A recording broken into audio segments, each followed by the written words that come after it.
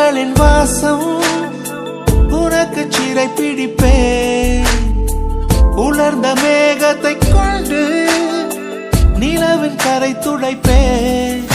ஏனென்றால் உன் பிறந்த நாள், ஏனென்றால் உன் பிறந்த